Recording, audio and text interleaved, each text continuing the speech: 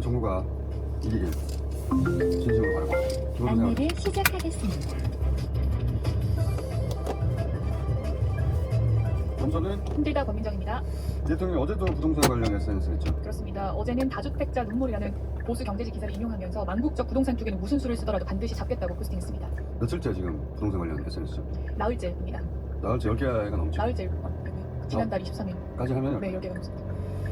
자, 그 SNS 포스팅에 부동산 투기로 불로소득 얻겠다는 수십만 요 대목 한번 읽어봐주세요. 부동산 투기로 불로소득 얻겠다는 수십만 다주택자들의 눈물이 안타까우신 분들께 묻습니다. 이들로 인한 높은 주거 비용 때문에 결혼, 출산을 포기하는 수백만 청년들의 피눈물은 안 보이십니까? 자, 확 받았는데 그 다음 엄중한 내란 이 대목 읽어봐주세요. 엄중한 내란조차 극복하고 새롭게 출발하는 위대한 대한민국인데 명백한 부조리 부동산 투기 하나 못 잡겠습니까? 이재명은 합니다. 대한민국은 합니다. 그리고 이제 이게 엄포가 아니다. 필요하고 이용해서 보고 드리는 거니까 지금이 마지막 기회다. 어제 얘기했지만 이재명 정부가 이번에 벌이는 부동산 투기와 전쟁은 저는 이번에는 정부의 승리로 끝날 것 같아요. 그동안 부동산이 정확하게 말하면 항상 욕망이 이겨왔어요. 부동산은 땅이 아니라 욕망입니다. 이재명 대통령의 차이점은 어제도 얘기했지만 주식시장이라는 대체제를 먼저 주고 그리고 이 전쟁을 본격 시작했다는 점이에요. GPS가 연결되었습니다. 부인하는 게 아니고 잠시 그거를 아예 후 없애버리려고 하는 게 아니고 언덕마을 그거는 방면으로 좌회전입니다. 대체제로 다른 이어서 방향으로 보내는 좌회전입니다. 그게 가장 결정적인 차이입니다. 게다가 정책 수단을 다루는 솜씨가 보통이 아니기 때문에 이번에는 정부가 이길 것 같고 그리고 이번만은 이기길 저도 바랍니다. 이 정도 하는데도 잠시 후 그걸 못 이겨내면 안 언덕마을 방면으로 저는 그렇게 생각하는 것 좌회전입니다.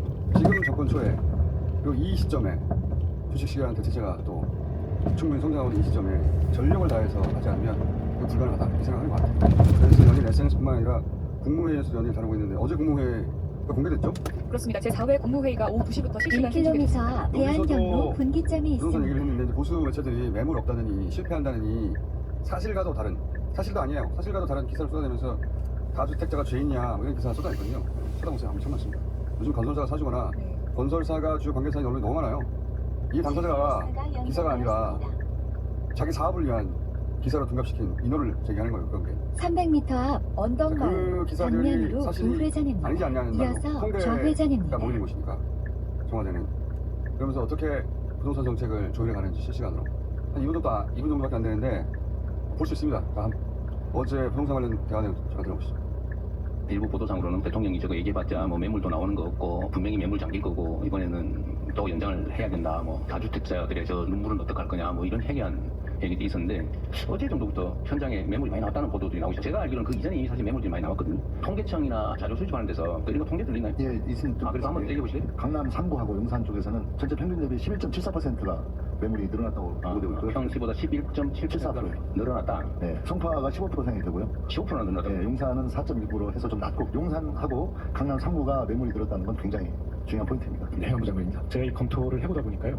이게 왜 5월 9일이냐. 지난 정부가 5월 31일 날 시행령 개정을 했는데 소급해서 5월 9일부터 적용을 한 겁니다. 그러니까 정권 잡음에 대한 기념품으로 다주택자한테 선물을 준 이런 케이스입니다. 분명히 조세는 법률주의인데 다주택자에 대한 세율은 법에 정해 있는데 누구를 다주택자로 볼 것이냐라고 하는 게 시행령으로 정해져 있다 보니까 시행령에서 감세를 하는 겁니다. 그래서 다주택자 규정을 법률로 옮기는 작업을 해주셨으면 좋겠습니다. 아예 그냥 시행령이 위임한 조항을 없애버리는 것도 네, 그렇게 해서 법률로 정해버리는 거죠. 어차피 이 제도 전체 설계를 바꿀 거 아니에요? 가만히 해서 대통령 이번에는 이게 시간이 좀 짧기 때문에 시행령으로 하고 더불어 이제 또 5월 9일에 장관까지 내야 되는데 너무 짧은 상황에 시행령 보완 손 시행령을 할 수밖에 없어요. 그렇게 하겠습니다. 저 어제 밤에 우리 국무위원님들, 부처장들도 이거 혹시 의견 있으면 준비하라고 했는데 이번에 보시면은 토지 거래 허가제 구역에서는 허가 후 4개월로 되어 있습니다. 잔금 실거주 이런 거 중에. 그래서 5월 9일 계약은 3개월이 아니라 4개월로 좀 해달라 이런 얘기도 있습니다. 3개월이나 4개월인데 네, 토지 거래 허가제는 4개월이기 때문에 그런 것도 시장의 목소리 좀 조정하도록 하겠습니다. 그럼 현실적인 필요를 고려해서 적절하게 결정을 할 때도 하면 되니까요. 네, 하십시오. 자, 제가 주식하시는 분들 국무회의를 가요. 잠시 후 언덕마을 방면으로 우회전입니다. 이어서 기사를 통해 좌회전입니다. 1차 기자들의 눈으로 걸러지는 걸 볼 필요가 없어요. 그리고 양도세 유예가 2022년 5월 9일 소급해서 시행을 했네요. 5월 9일이 무슨 날인지 아세요?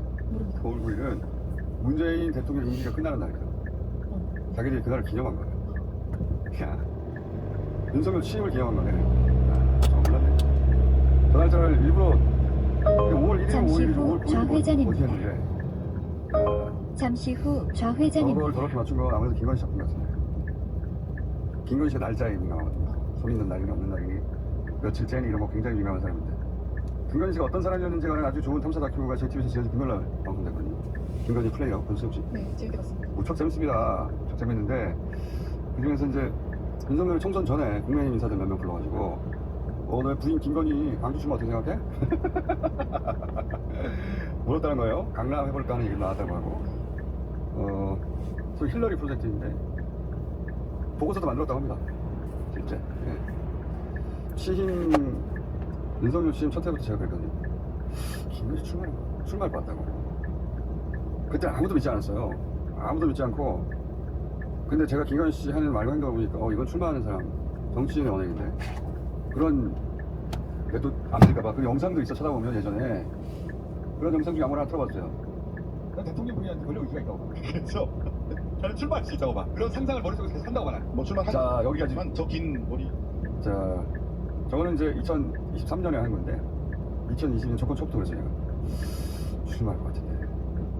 근데 아무도 안 믿었지. 말이 되냐고. 이걸 어떻게 출마하냐고. 제가 베네수엘라 마두로 대통령 미국에 납세한 첫날 그랬잖아요. 부통령 로드리게스가 배신자다. 그래 뜬금없이 그 말 믿었습니다. 500m 지하철로 옆길입니다. 언제 와서 하는 말인데 네. 그거 말도 안 된다고 생각했겠지. 네, 맞아. 몇 주에 했는데 예전에 나왔잖아요.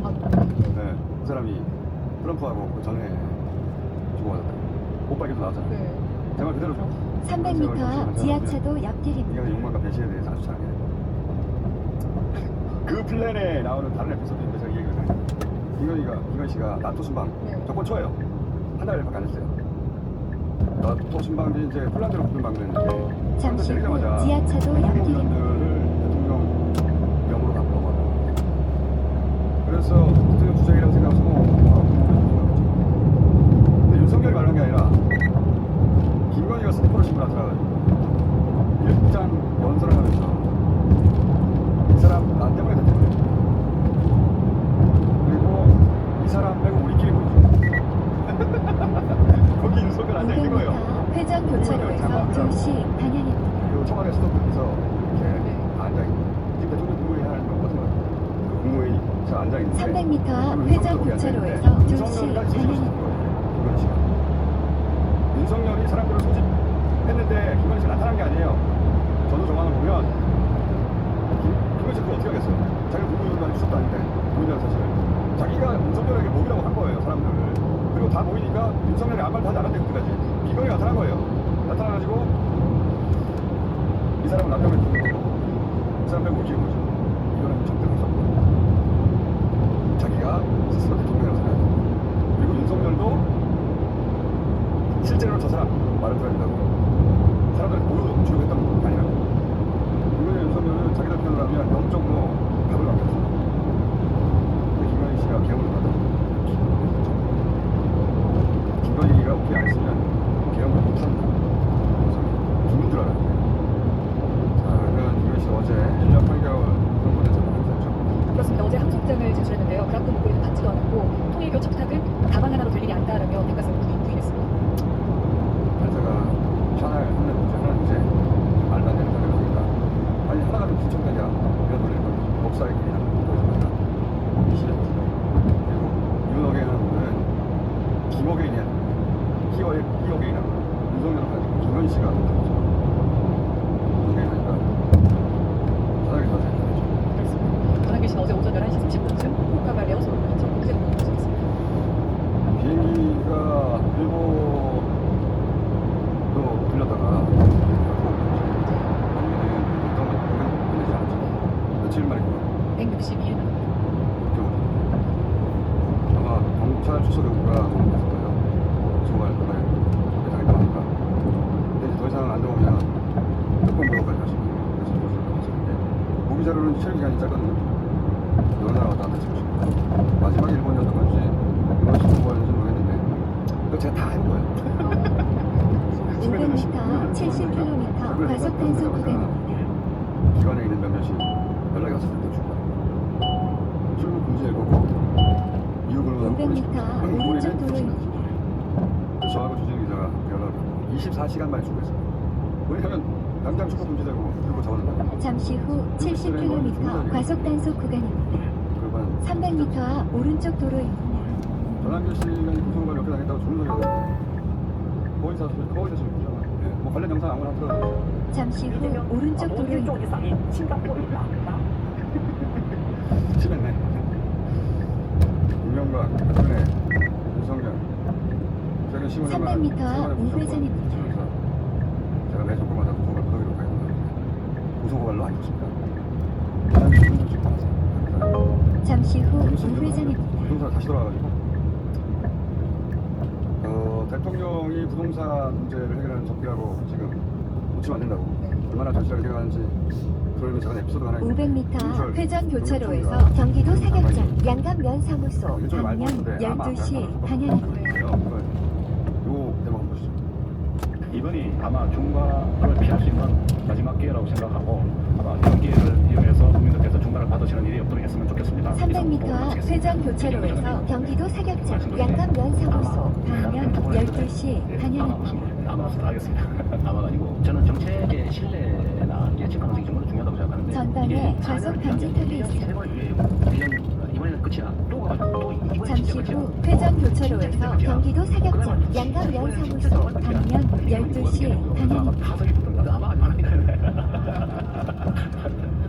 한번 정하면 그대로 전방에 뭐하는 과속 거예요? 하는 방지턱이 거예요. 그 있습니다. 자체를 잃어버리거나 변형을 해버리면 정책을 안 믿게 되죠. 네, 그렇게 돌아가서 믿는 사람만 손해보잖아요. 안 믿는 사람은 듣고 믿는 사람 손해보고 정부 정책을 잘 따른 사람은 상대적으로 손해받는 느낌이고 안 따르고 버티고 힘써가지고 바꾸는데 영향을 줘서 바꾼 사람한테 보고 이러면 이게 공정한 사회가 되겠습니까? 앞으로는 그런 거 절대 없게 가도록 해야 됩니다. 네. 다음 안내까지 집중하고. 직진입니다. 그건 이제 말버리신 거죠. 그냥 공무원 출신 중에 주신 경험인데 혹여라도 잘못된 메시지 줄까봐 그런 작은 여지조차 주지 않으려는 거예요. 어떻게 되겠지만 이재명 정부 동안 다주택자들은 요행 바라지 말고 많이 전방에 청원하세요. 과속 방지턱이 있습니다. 자, 김영년 전 장관은 어제 감시했네요. 네, 지난해 11월 19일 법정 질서 위반으로 감시 15일을 받았다가 4시간 만에 풀려난 이하상 변호사가 어제 감시됐습니다. 이 방청권 있어야 들어가는 재판이었는데 자기들 마음대로 들어가서 당시 판사가 나가라고 하는데도 계속 버티다가 그렇게 된 거거든요. 그때 영상 잠깐 봅시다. 누구십니까?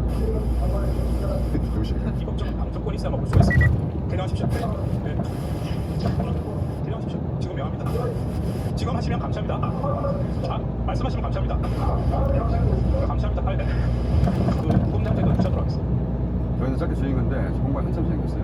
그분도 유튜브에 나와가지고 계속 모욕을 했었죠. 그것도 한번 읽어봅시다. 말씀과 이놈의 새끼 죽었어요. 정적으로 못도 아닌 새끼네. 엄청 세우더라고요. 정말 무작정 전방에 과속 방지턱이 있습니다. 사도처럼 하는 거를 가만 놔두니까 저 지나가는 거예요. 친구처럼 저런 저 영상들을 진짜 저런 딱 가슴 가면 잠시 지금 어떤 데 가서 지금 하지 말고 그냥 저 가짜 놈이 양경 쓰기 작은 남자랑 써놓고서 그치. 자, 이 정도 봅시다. 저 외도 많은데 이진관 판사가 재판 자기 맞은 재판이 아닌데 다른 재판 하는 데까지 기다렸다가 전방에 과속 방지턱이 있습니다. 감시를요. 언제까지 합시다? 14일 수용으로 2월 16일까지 어디로 됐어요? 서울구치소입니다. 그때 또 다른 감시 명령을 전해 있었는데 네, 그렇습니다. 함께 감시를 받은 권우현 변호사는 어제 재판에 출석하지 않아서 아직 집행되지 않았습니다. 김영현 전 장관 재판을 받은 거예요. 네, 권 변호사는 추가로 11월 가지고 며칠 더 네, 받았잖아요. 5일 더 받았습니다. 자, 감시됐다고 하고 다른 500m 앞 30km 신호 위반 과속 단속 구간입니다. 그런데도 또 다시 나와서 또 저런 영상을 올리고 또 법정에서 한다면 또 감시해요. 자, 오늘 오늘 1일 부터 통과됐네요. 그렇습니다. 2일과 3일 양일간 당의 중앙위원을 대상으로 온라인 투표를 진행해서 전방에 과속 방지턱이 39.42%로 통과했습니다. 잠시 후 어린이 보호구역입니다. 제한 속도를 준수하세요. 85.3%였습니다. 정청래 대표 이야기 직접 들어봅시다. 역사적인 더불어민주당 1인 1표 시대가 열렸습니다. 1987년 대통령 직선 전방에 제기원으로 과속 국민 누구나 방지턱이 1인 1표로 대통령을 직접 뽑는 시대를 열었습니다. 더불어민주당도 잠시 이제 후 1인 30km 1표로 신호 당대표와 위반 최고위원을 과속 뽑는 단속 정당 구간입니다. 민주주의를 실현하게 되었습니다. 나라의 주인이 국민이듯이 더불어민주당의 주인은 당원입니다. 6.3 지방선거도 당원들이 공천권을 행사하는 당원 주권 시대로 안성맞춤 및 공천 룰을 이미 만들었습니다. 당내의 개파가 해체될 것이다 라고 저는 예상합니다. 이제 개파 보수에 줄 서지 않아도 당원들에게 인정을 받으면 어느 누구라도 평등하게 공천의 기회를 갖게 되는 민주당으로서는 일대 당원 주권의 전환기를 맞이하게 될 것입니다. 역사적인 계기에 함께 참여해 주시고 지지해 주시고 호응해 주신 권리당원 여러분, 그리고 국회의원 여러분, 중앙위원 여러분 진심으로 감사드립니다. 우리 정당사에서 기념비적인 날이 맞습니다. 왜냐면 우리 정당사 최초로 당원 주권이 당원에게 넘어가는 순간이니까 이게 이제 이해찬 전 총리가 정치를 시작하던 88년에 잠시 후 30km 신호 위반 과속 단속 구간입니다. 이야기는 전방에 과속 방지턱이 잘 있습니다. 보는 챌린지 영상입니다. 마지막으로 코스피 5천 마무리하죠. 다시 5천 돌파했죠. 네, 338포인트로 역대 최고치 상승했습니다. 그렇지. 어제 아침만 하더라도 네, 역대 급폭락이라고 기사가 쏟아졌어요. 신나서. 제가 신나서라고 표현하는 이유는 기사도 엄청 많이 나온 데다가 네. 그 논조가 거봐 그럴 줄 알았어. 뭐 샴페인을 너무 일찍 터뜨렸어. 뭐 폭락, 증발, 붕괴 이런 기사들 진짜 많이 나왔어요. 신났더라고. 그런 언론들 잘 보세요. 얼마나 신나있는지. 근데 제가 어제 그랬거든요. 내일 해보더라고요. 저는 주식 전문가는 아니에요. 근데 이런 건 그 마음의 큰 흐름을 봐야 돼요. 선거가 그러다 선거. 큰 선거는 항상 크고 작은 사건이 아니라 큰 흐름을 읽어야 합니다. 지금은 주식시장이 메가 트렌드입니다. 거슬릴 수 없어요. 그러면 하루하루의 등락이 아니라 이게 어디를 향해 가려고 하는 거지. 큰 흐름을 봐야 됩니다. 그래서 제가 1월달에 5천 돌파한다고 하니까 말도 안 된다고 1사분기에 임청합니다. 이재명 정부 끝나기 전에 5천이 아니고 만을 간에 못 간에 한다고 생각해서 방법을 얘기하고 있는데 트럼프가 작년에 중국을 마치 박살낼 것처럼 관세 어쩌고저쩌고 터들었는데 중국이 작년 중국 역사상 최대 무역자였어요. 우리도 그럴 겁니다. 다만 트럼프가 사고를 치지 않나 세계 전쟁을 일으킨다든가 그런 세계가 감당하기 힘들 정도의 사고를 치지 않는다든가 그렇게 할 것이다. 주식은 저는 하나도 모르지만 사람들의 마음을 움직입니다. 여기까지 하겠습니다. 경선은 힘들다 고민정이었습니다.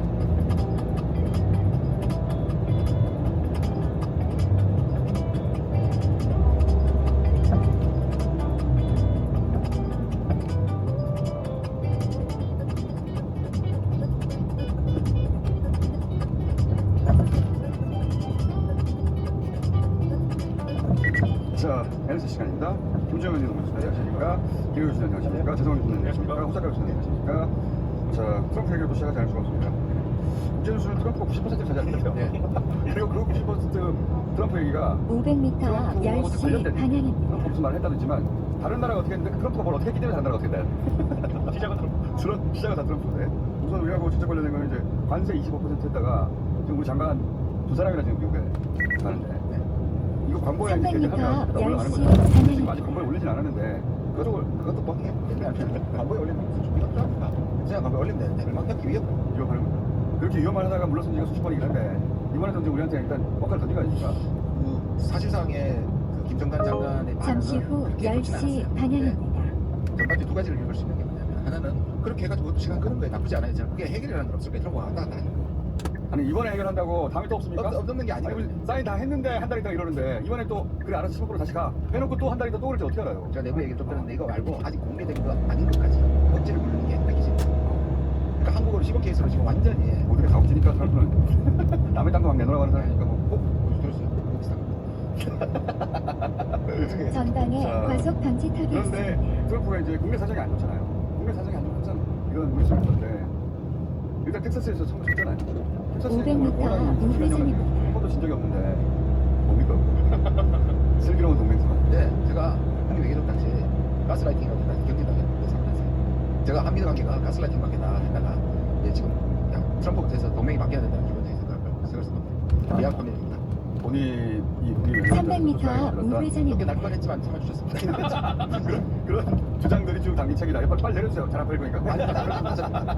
대통령 얼굴 한번 찾아보십시오. 자, 그런데 어쨌든 제가 지금 다시 텍사스 졌잖아요. 이 상원 의원 보궐선거 진 건데 요게 잠시 후 우회전입니다. 하원은 연방선거였고 네. 상원은 주상원. 상원의원인데 이게 이제 트럼프한테 미칠 영향. 트럼프가 이걸 또 뒤집으려고 뭘 또 하지 않을까. 항상 자기가 정치적 위기가 되면 뭘 더 큰 일을 저지르잖아요. 제가 보기에는 세 가지 방법이 있을 것 같은데요. 첫 번째는 중간고사래요. 중간 선거를 안 하는 방법이겠죠. 대학생으로 돌아가고 싶다. 중간고사. 아니 학생 때는 꼭 중간고사, 기말고사 없어졌으면 좋겠다 생각하잖아요. 솔직히 직전에 무슨 일이 나가서 이게 없었으면 좋겠다. 그런 마음인 것 같아요. 그래서 지난 1월 6일 날 내가 이렇게 잘하는데 중간선거가 왜 필요해라는 게 진심이었던 것 같고요. 지금 보면은 이제 5석 차이에서 연방 하원은 4석 차이가 됐습니다.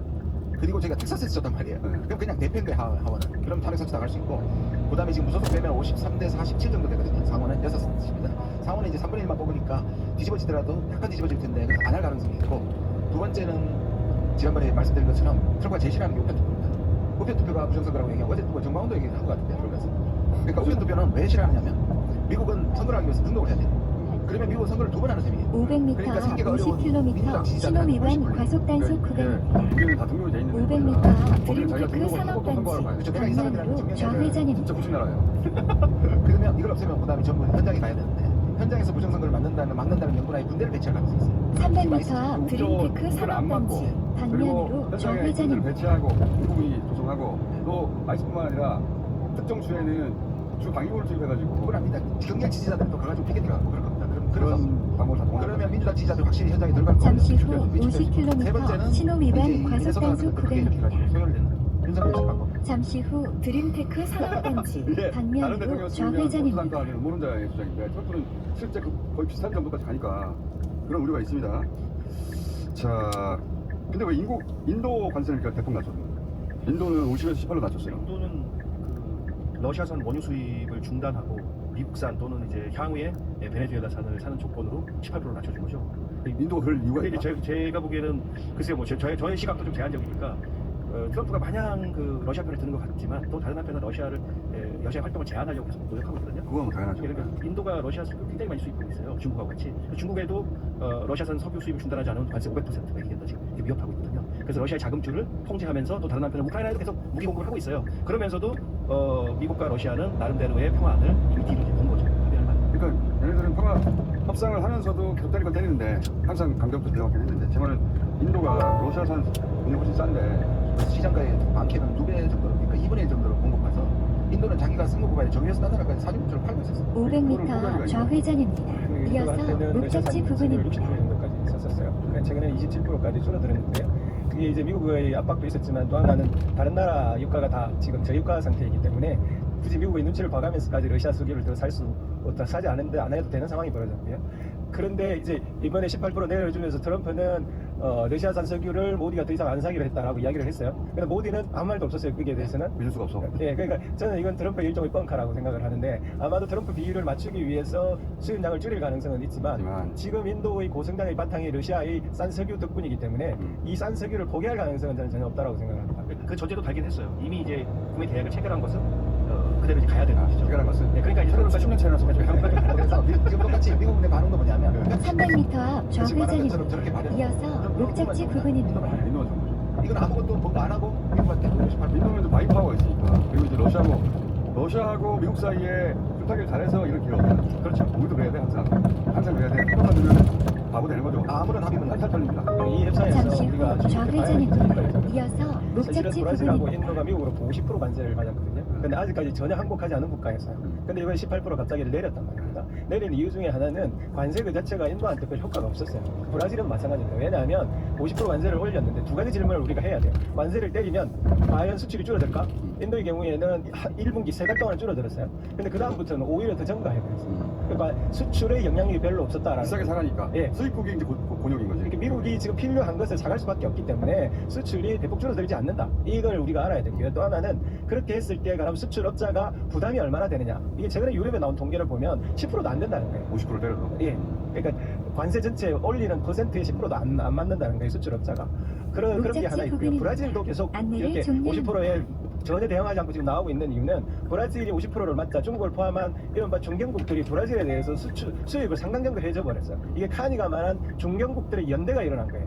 그러니까 미국 국가들이 미국한테 두드려 맞으면 오히려 협조해서 더 수입을 해주는 그런 질서가 지금 열리고 있단 말이에요. 중국도 오히려 작년에 역대 최고치 수출 찍었더라고요. 1조 달러를 무역 흑자만 냈거든요. 트럼프가 이렇게 전 세계 뉴스 톱을 장식하면서 관세 전쟁을 하는데 실제 성과는 없는 것 같아요. 그러니까 지금 트럼프가 조급한 거예요. 주차 모드로 전환합니다.